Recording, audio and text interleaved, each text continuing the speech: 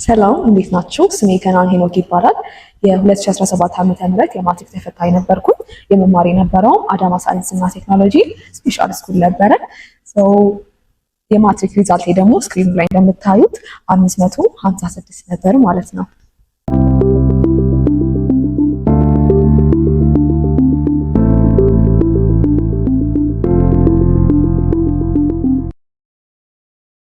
የማትሪክ ፈተና እኔ የወሰድኩት በኦንላይን ነበረ። ከዚህ በኋላ የሚመጡት ዓመታት ላይ ሙሉ በሙሉ በኦንላይን ነው የሚሰጠው። እንደውም በእኛ ጊዜ በወረቀት የሚፈተኑ ተማሪዎች ነበሩ።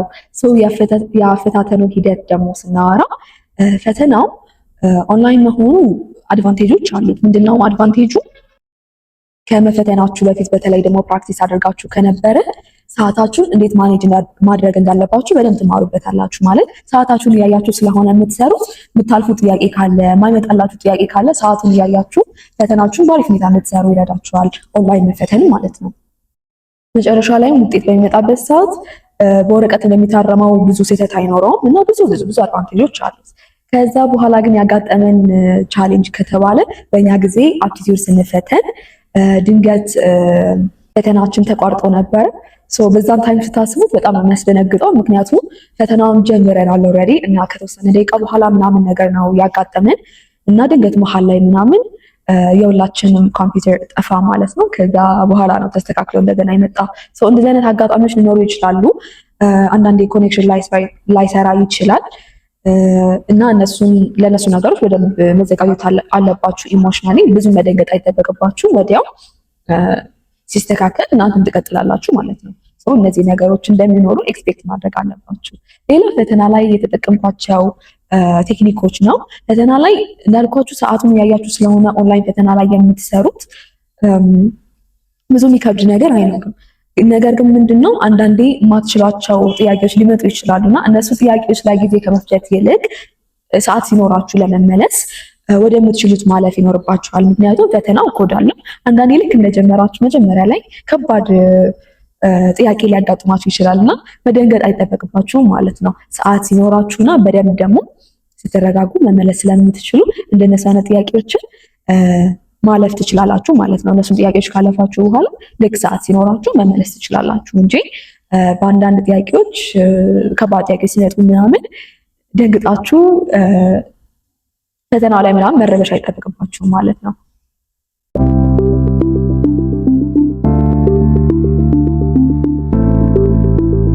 ከኤክስሌት አካዳሚ ጋር ደግሞ የተገናኘ ነው። የ12ኛ ክፍል ተማሪ እያለሁ ነበረ። የዛን ታይም ኤክስሌት አካዳሚ ያወጣው መግለጫ ነበረ ለተወሰኑ ተማሪዎች ፍሪ ኮርስ አክሰስ እንዲያገኙ ለቪዲዮዎቹ፣ ለሌክቸር ኖቶቹ እና ለተለያዩ ወርክሽቶች ፍሪ አክሰስ እንዲያገኙ የፈጠረው እድል ነበረ። በዛ እድል ተጠቅሜ ነው ኤክስሌት አካዳሚ ጆይን ያደረኩት።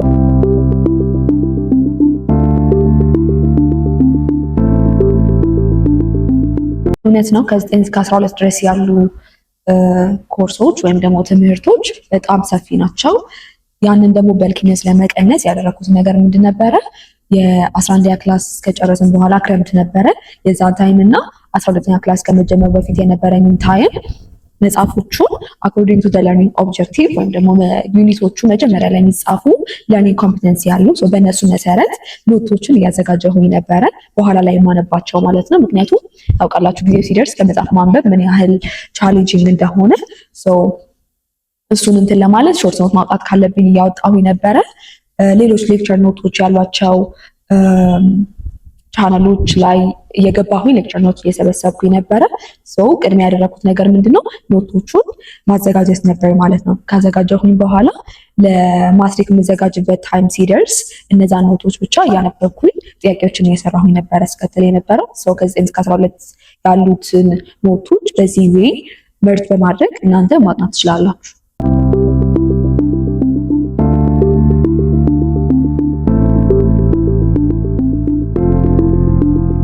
አጠናበት የነበረው ዘዴ ደግሞ እንዴት ነው?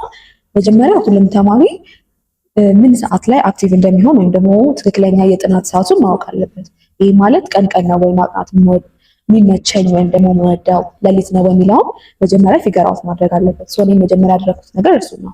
መጀመሪያ የትኛው ሰዓት እንደሚመቸኝ ፊገር አውት አደረኩኝ። ከዛ በኋላ ግን ያ ታይም ሲደርስ ወይም ደግሞ ማጠናበት ታይም ላይ ማድረግ ያለብኝ ነገሮች በሙሉ ጨርሼ ነው ወደ ጥናት የምገባው ማለት ነው።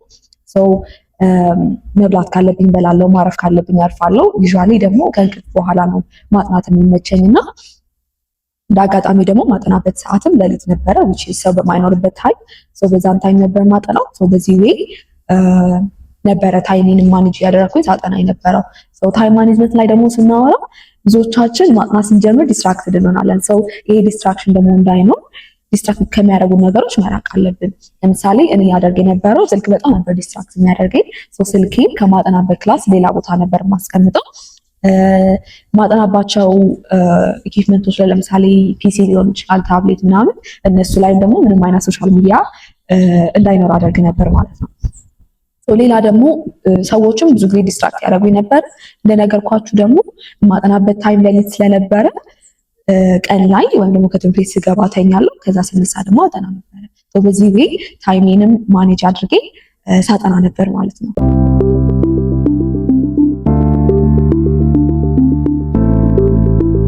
ማትሪክ ማጥናት የጀመርኩት ታህሳስ ወይም ጥር አካባቢ ነው።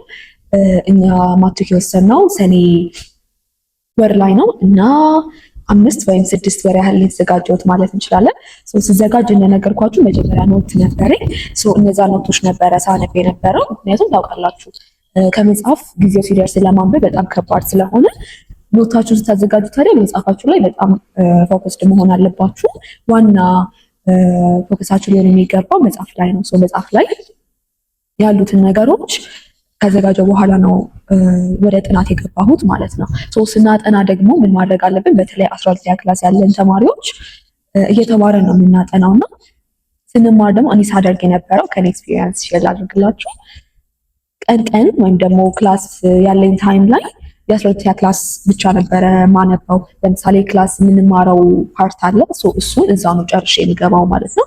ምክንያቱም 12ኛ ክላስ አዲስ ነገር ነው እየተማረን ያለ ነው። ለሱ ጊዜ መስጠት ስላለብን እዛው ትምህርት ቤት ሆምወርክ ካለ፣ አሳይመንት ካለ፣ ሌሎች የማደርጋቸው ነገሮች ሪሌትድ ቱ ግሬድ 12 ካለ እዛው ነው ክላስ ጨርሼ የሚመለሰው ማለት ነው። በቤት ስገባ ደግሞ ሌሎች ፖርሽኖች የግሬድ 9፣ የግሬድ 10፣ የግሬድ 11 ፖርሽኖችን እና የማትሪክ ዝግጅቴን ደግሞ የማደርገው ቤት ስገባ ነው ማለት ነው። በዚህ ወይ ነበረ ለማትሪክ ስዘጋጅ የነበረው እና ጊዜው ሲደርስ ደግሞ ሪቫይዝ ያደረጉት ጥያቄዎችን በመስራት ነው።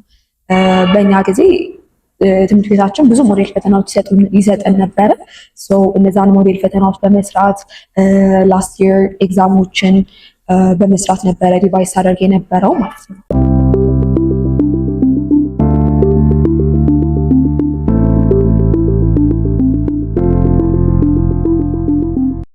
ከዩቲዩብ ሪኮመንድ የማደርጋችሁ ኦርጋኒክ ኬሚስትሪ ኤክስሌት አካዳሚ የሰራቸው አንዳንድ ቪዲዮዎች አሉ። እነሱንም ሪኮመንድ አደርጋችኋለሁ። ሌላ ደግሞ ባዮሎጂ ላይ አሚባ ሲስተርስ እና ብቻ እያንዳንዱ ቶፒክ ላይ የተሰሩ ብዙ ዩቲዩብ ቪዲዮዎች አሉ። እንደ እናንተ ምርጫ እየመረጣችሁ ያልገባችሁ ቶፒክ ላይ ዩቲዩብ ቪዲዮዎችን እንድታዩ ሪኮመንድ አደርጋችኋለሁ። ከመጽሐፍ ደግሞ ሜንሊ መጽሐፋችሁ ላይ በደንብ ዲፔንደንት ሆኖ፣ ምክንያቱም ማትሪክ ኤግዛም ሲወጣ እንደ ሀገር ስለሆነ የሚወጣው መጽሐፍ ላይ ወይም ደግሞ ቴክስት ቡክ ላይ ዲፔንደንት ነው። እዛ ላይ በደንብ ፎከስድ ሆናችሁ አንብቡ። ስታነቡ ደግሞ ለርኒንግ ኮምፒተንሲ መጀመሪያ እንደነገርኳችሁ ወይም ደግሞ ለርኒንግ አውትካሞች አሉ። ከዚህ ዩኒት ላይ ማወቅ ያለባቸው ነገሮች ተብለው የሚጻፉ አብዛኛው ጥያቄዎች የሚወጡት ከዛ ስለሆነ በዛ ወይ መጽሐፋችሁ ላይ ያሉትን ነገሮች እንድታነቡ ሪኮመንድ አደርጋችኋለሁ። ከዛ ውጪ ደግሞ ሪኮመንድ ማደርጋችሁ እኔ ስጠቀም የነበረው ኤክስትሪም ነው። ኤክስትሪም እንደገና ደግሞ አንዳንድ ቶፒኮች ላይ ቶፕ ተጠቀም ነበረ። ይህንን መጽሐፍ እንድታነቡ ሪኮመንድ አደርጋችኋለሁ።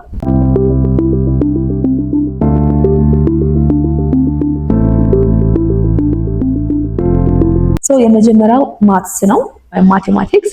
ማትስ ብዙ የሚነበብ ነገር ያለውን አንዳንዴ እንደውም ሞዴል ፈተናዎች ላይ ስትገቡ ሰመሪና ማንበባችሁ ብቻ ልትገቡ ትችላላችሁ። ማትስ ግን ብዙ ምንድነው ፕራክቲስ ማድረግ ይፈልጋል በጣም።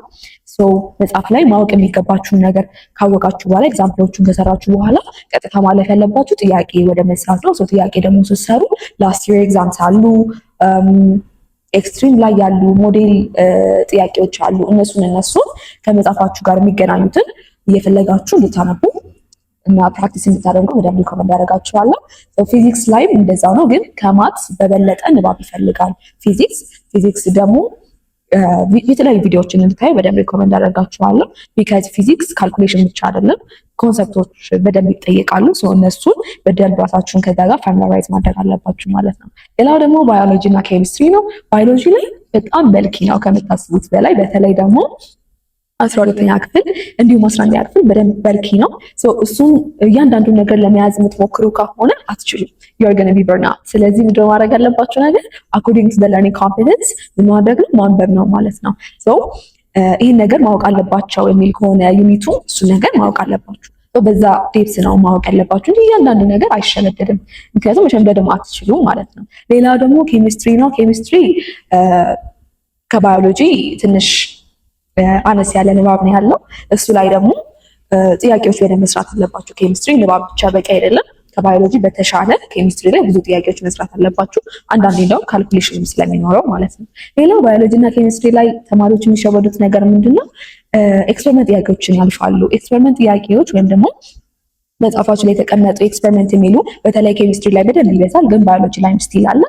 እነሱን ነገሮች ተማሪዎች ያልፋሉ አይመጣም በሚል ማለት ነው። ግን እነሱ ጥያቄዎች ወይም ደግሞ እነሱ ኮንሰፕቶች ፈተና ላይ በደንብ ነው አፒር የሚያደርጉት። እነሱን እንድታነቡ በደንብ ሪኮመንድ አደርጋችኋለሁ።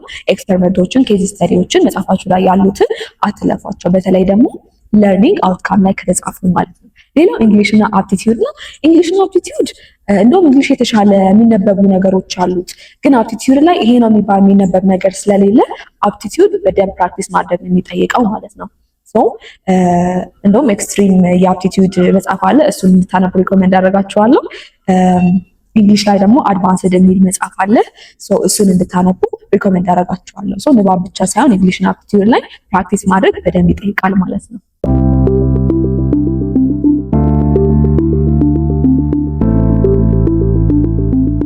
ማትሪክ ፈተና የእድል ጉዳይ አይደለም፣ በእድል የሚታለፍ ነገር ሳይሆን ማትሪክ በቃ ከተጠና የሚሰራ ነገር ነው። የሆነ ትልቅ የሚካበድ ፈተናም አይደለም። ፈተና ከመጽሐፍ ላይ የሚወጣ ጥያቄዎች ናቸው። ነገር ግን አንድ ተማሪ ፎከስድ ሆኖ መስራት አለብኝ ብሎ ካሰበ ማትሪክ ምክንያቱም 12 ዓመት ያህል ለፍተናል እና አሪፍ ውጤት ይዘን ብንወጣ አሪፍ ነው። ስለዚህ እንዳልኳችሁ ማይንድ ሴታችሁን ማስተካከል አለባችሁ። ለማትሪክ ያላችሁ አመለካከት መስተካከል አለበት። ማትሪክን እንደሚወደቅ አይነት ፈተና፣ እንደ ከባድ አይነት ፈተና አድርጋችሁ ካሰባችሁት እንደዛው ነው የሚሆነው። እውነታው ግን እንደዛ እንዳልሆነ ነግሬያችኋለሁ። ያሉትን የተፈተኑትን ተማሪዎች ማናገር ትችላላችሁ ማለት ነው። ስለ ማትሪክ ያላችሁን አመለካከት ማስተካከል አለባችሁ። ሌላው ኢንቫይሮንመንታችሁ ነው። ጓደኞቻችሁ በደንብ ማስተካከል አለባችሁ። አብራችሁ የምትሏቸው ሰዎች በደንብ ማተር ስለሚያደርጉ ማለት ነው እናንተ ያላችሁ ፐርፎርማንስ ላይ። ኢንቫይሮንመንታችሁን በደንብ ማስተካከል አለባችሁ። ሌላው ታይም ማኔጅመንት ነው። ታይምንም በደንብ ማኔጅ ያደረጋችሁ፣ ያው ታይም ማኔጅመንት ስንል ሰልፍ ማኔጅመንት ስለሆነ ብዙ ዲስትራክትድ አለመሆን፣ በተቻለ አቅም እቅዳችሁን ለማድረግ በዚህ ያህል ጊዜ ይህንን ቶፒክ ጨርሳለሁ ካላችሁ እየጨረሳችሁ መሄድ፣ እነዚህ ነገሮችን ማድረግ በደንብ ያስፈልጋል ማለት ነው። ሌላው ደግሞ ክላስ ውስጥ ምናምን ኢንስትራክት ማድረግ። አንዳንድ ጊዜ ብዙ ተማሪዎች አይዞሌትድ ሆነው ማጥናት ፕሪፈር ያደርጋሉ። ነገር ግን ዛት ማች አይዞሌትድ መሆን አይጠበቅባችሁ። ምክንያቱም ብዙ ነገር የምታገኙት ከተማሪ ስለሆነ ክላስ ውስጥ የሚኖራችሁ ኢንትራክሽን በደንብ ስትሮንግ መሆን አለበት ማለት ነው። ፈተና ላይም ደግሞ ከመግባታችሁ በፊት ስትረስ የሚባል ነገር መኖር የለበትም። ካለ ፈተናው ላይ በቃ በሚገባው ላይ ፐርፎርም እንዳታደርጉ ስለሚያደርጋችሁ ምንም አይነት ስትረስ ሊኖር አይገባም። ስለዚህ ስትረስ ደግሞ የሚያመጣው በበቂ ሁኔታ ለመዘጋጀት ስለሆነ በሚገባው ልክ መዘጋጀት ይኖርባችኋል ማለት ነው። ስለዚህ ከፈተናው በፊት የሚኖራችሁ ነገር በደንብ መስተካከል አለበት ማለት ነው። ታስበው